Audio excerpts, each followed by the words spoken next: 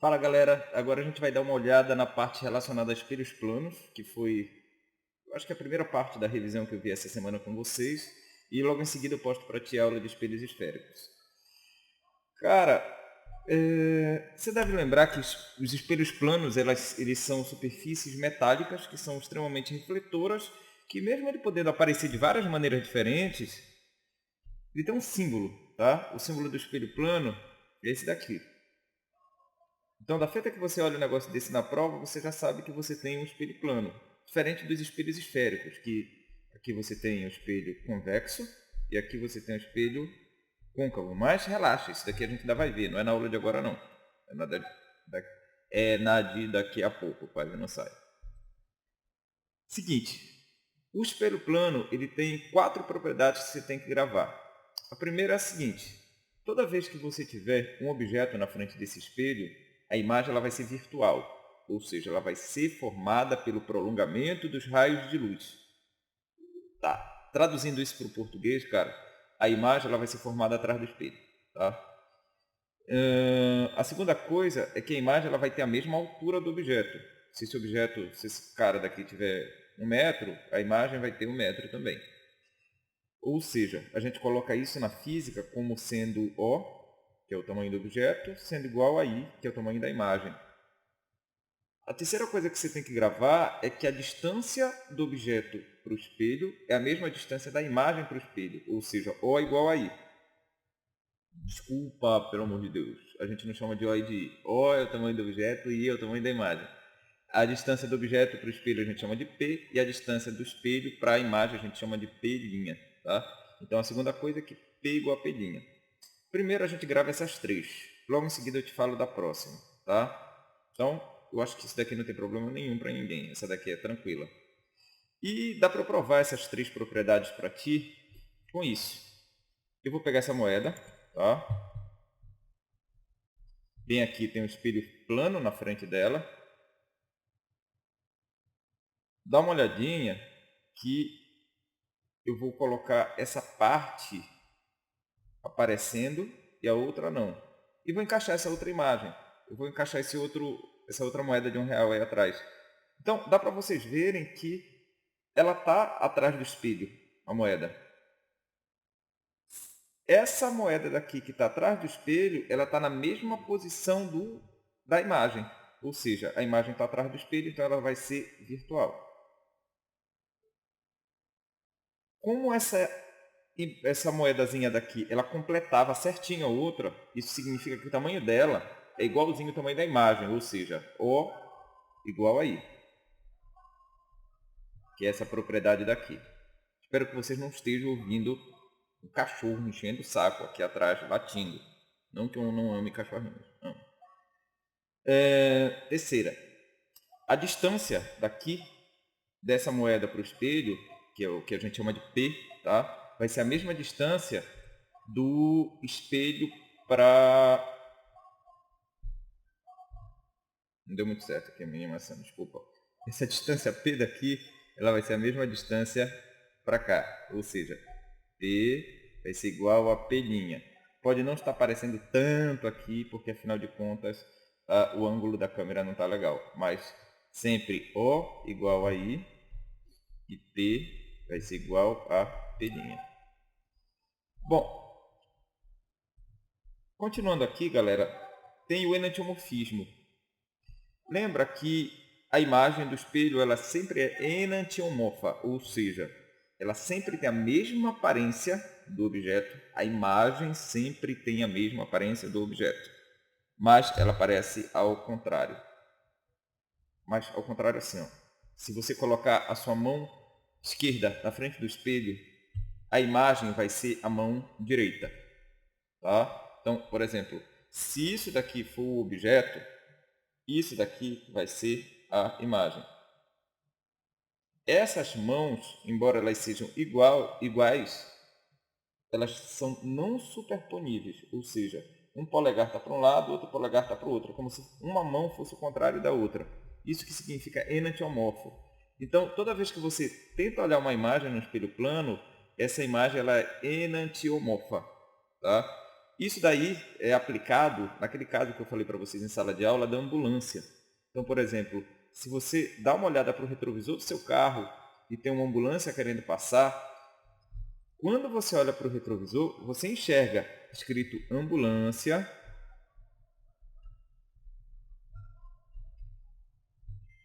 ambulância, direitinho. Mas se você olhar para trás, isso daqui você enxerga olhando do espelho, tá? Mas se você olhar para trás, você vai ver que está escrito ao contrário no carro.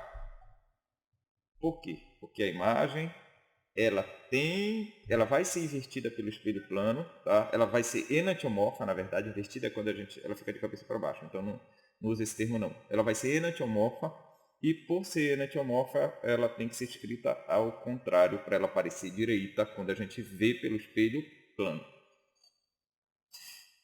Deu para entender as 4 coisas? Primeiro, a imagem vai ser virtual. Segundo, o tamanho da imagem vai ser o mesmo tamanho do objeto. Terceiro, o P vai ser igual a pelinha, ou seja, as distâncias vão ser iguais. E a quarta coisa é que tu vais ter uma imagem sendo enantiomorfa. Velho, tinham me perguntado sobre campo de visão na sala de aula. Aí eu coloquei novamente esse exercíciozinho justamente para que vocês possam lembrar. Esse exercício tem na apostila, a gente chegou a fazer em sala de aula ele, mas deixa eu relembrar para vocês. Bem aqui tem um objeto, que é justamente esse ponto daqui, deixa eu colocar, esse ponto O. Bem aqui tem um espelho, dá para vocês notarem que o espelho começa aqui e termina aqui, é como se você estivesse vendo isso de cima, tá? E bem aqui ele quer saber aonde vai estar a imagem. A imagem desse espelho, a imagem desse objeto no espelho vai estar no ponto 1, 2, 3, 4 e 5. Então ele te dá 5 opções aqui em algarismos romanos, ele quer saber onde é que está essa imagem. Eu quero que você lembre o seguinte, como P é igual a pelinha, o P é isso, ó. A pelinha vai ter que ser isso daqui. Tá? Então a imagem ela vai aparecer bem aqui. Nada de jogar a imagem para cá, para o ponto 3 ou para o ponto 2. Não faz isso. Tá? E ele pergunta quem são as pessoas que são capazes de enxergar essa imagem. Cara, para você enxergar essa imagem, você vai ter que estar dentro do campo de visão do espelho. Como é que você calcula esse campo de visão? Primeiro, você pega aqui o objeto, acha onde vai estar a imagem, você viu que não foi nada difícil fazer isso. Depois você marca as bordas do espelho. Aqui a primeira borda, aqui a segunda borda do espelho. Depois você faz 2 retinhas. Você faz uma retinha saindo da imagem e passando pela primeira borda. Depois uma segunda retinha saindo da primeira da imagem, desculpa, e indo para a segunda borda.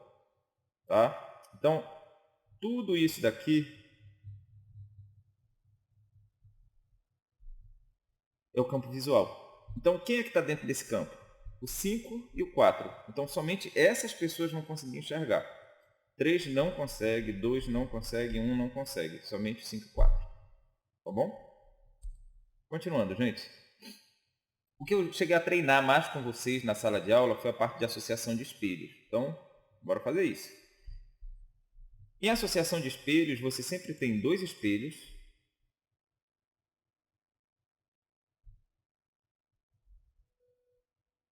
Eu vou colocar aí no meio um objeto, que vai ser uma ilustríssima tampa de caneta Bic.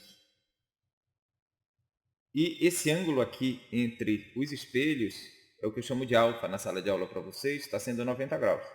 E dá para você ver que, embora você enxergue 4 coisas, deixa eu parar esse videozinho daqui, embora você enxergue 4 coisas, só tem 3 imagens, então não te confunde, pelo amor de Deus.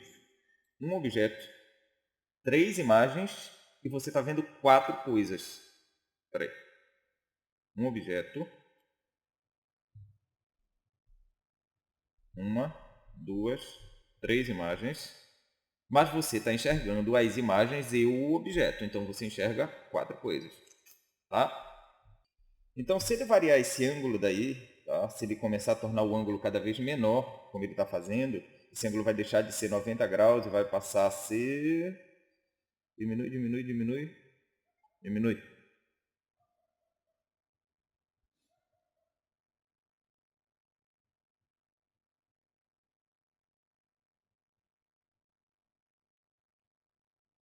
72 graus, tá?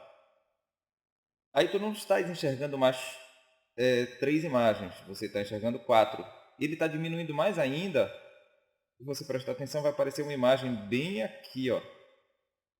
Então agora já são 5 imagens com ângulo de 60 graus. Ele vai continuar diminuindo até chegar em quase 52 graus, 51,4 por aí, aonde já vão aparecer 6 imagens, tá? 7 imagens e assim por diante. É só você ir diminuindo esse ângulo que o número de imagens vai aumentando. Tá, agora como é que a gente faz esse cálculo? Para vocês lembrarem, o cálculo é feito com essa formulazinha, deixa eu voltar e colocar bem aqui nesse outro slide. O número de imagens, deixa eu colocar aqui, o número de imagens, ele vai ser igual a 360 sobre alfa menos 1. Tá? Nesse caso daqui, nós temos 3 imagens. Tá? Olha, aqui sim, 3 imagens. Isso vai ser igual a 360 sobre alfa menos 1. Vou passar esse 1 para lá, vai ficar 4 igual a 360 sobre alfa. Vou inverter o alfa de lugar com 4, vai ficar 360 dividido por 4. Então esse alfa ele está dando 90 graus, que é exatamente o valor que ele me disse que tinha aqui entre os espelhos. Então olha, esse ângulo entre os espelhos vale 90 graus. Tá? Então, é isso que a gente vai ficar fazendo agora. Eu vou mostrar alguns exercícios para vocês, onde ele vai te pedir o alfa, ou ele vai te pedir um número de imagens. Se ele te pedir o número de imagens, já sabes, é o N. É o N aqui, ó. Se ele te pedir o alfa, é o ângulo entre os espelhos, é esse daqui. Tá? Então, bora passar.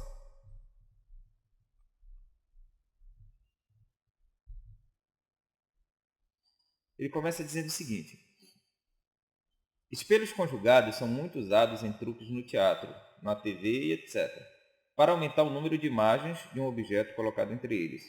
Se o ângulo entre dois espelhos planos conjugados for de π sobre 3 radianos, quantas imagens serão obtidas?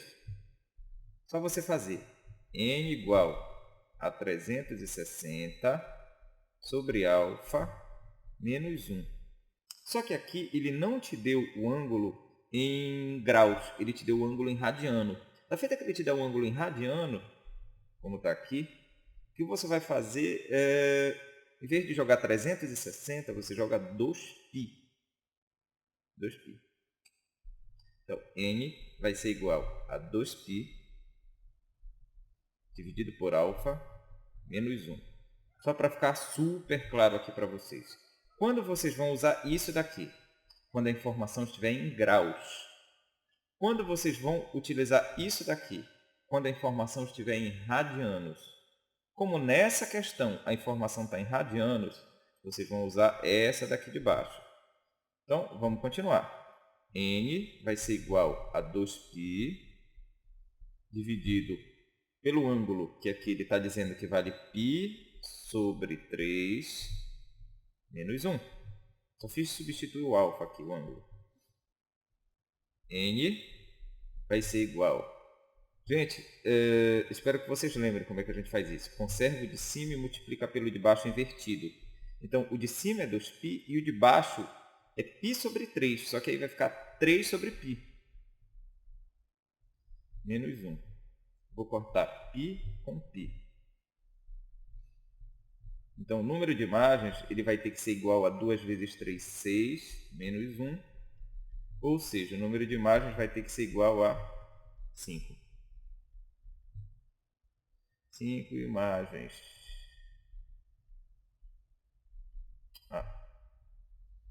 Escrevi feio, desculpa. Então, aí a resposta certa é 5. Tá? Um outro exercíciozinho que eu coloquei aqui para vocês treinarem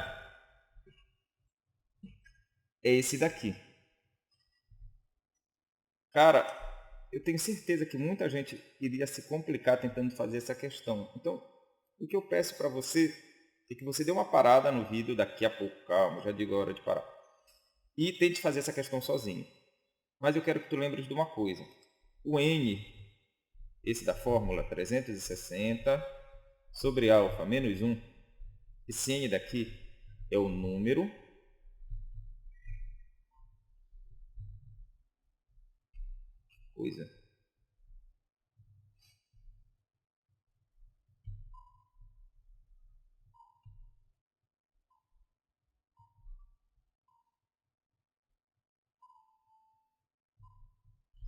ele é o número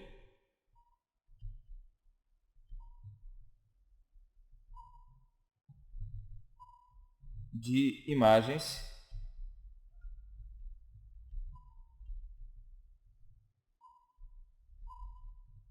para cada objeto.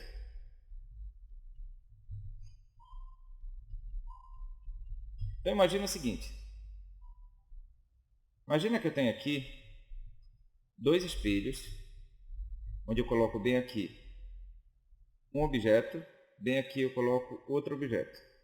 Então tem esse objeto que é a bolinha, tem esse outro objeto que é o X, tá? E esse ângulo daqui, ele vai ser o ângulo de 90 graus. Pessoal, vão se formar aqui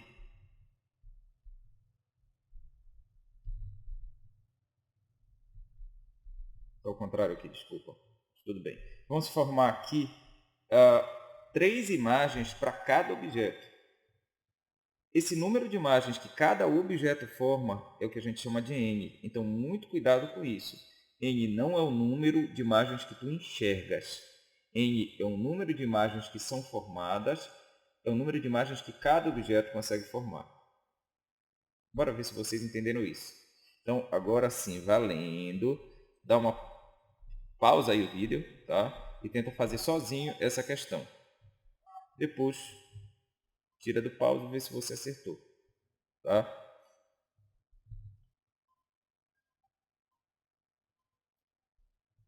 Então ele está dizendo que 3 bailarinas são colocadas entre 2 espelhos planos fixos. Com isso, o diretor de cinema ele consegue uma cena onde são vistas no máximo 24 bailarinas. Ele quer saber o ângulo entre esses espelhos. Cara, ele quer saber o ângulo, ele quer saber o alfa. Então, se você está enxergando 24 bailarinas, mas só 3 são de verdade, quer dizer que o número de objetos são 3. Mas as imagens são 21. Tá? E o total, que é o que você enxerga, o que você vê, são as 24. Você não vai fazer o seu cálculo nem com 24, nem com 21, nem com 3. Eu quero saber o seguinte, tu tens 21 imagens, mas quantas imagens são formadas por cada um dos objetos? Vamos lá. Se 3 objetos formam 21 imagens, um objeto vai formar quanto? Se você multiplicar invertido aqui, você vai achar que cada objeto vai formar 7 imagens. Acho que nem precisava ter feito essa conta por regra de 3, você conseguia fazer isso de cabeça. Se um objeto forma 7, 2 objetos vão formar 14, 3 objetos vão formar 21. Então, continuando aqui. N vai ser igual a 360 sobre alfa menos 1. Eu vou usar isso daqui no N, tá? Vou ficar com 7 sendo igual a 360 sobre alfa menos 1. Esse 1 passa para lá, fica 8, sendo igual a 360 sobre alfa. Eu troco o alfa de lugar com 8. Alfa fica sendo igual a 360 dividido por 8. Portanto, alfa fica sendo igual a 45 graus. E galera, essa daqui foi a nossa primeira revisão, a revisão de espelhos planos. Daqui a pouquinho eu posto a revisão de espelhos esféricos. Valeu!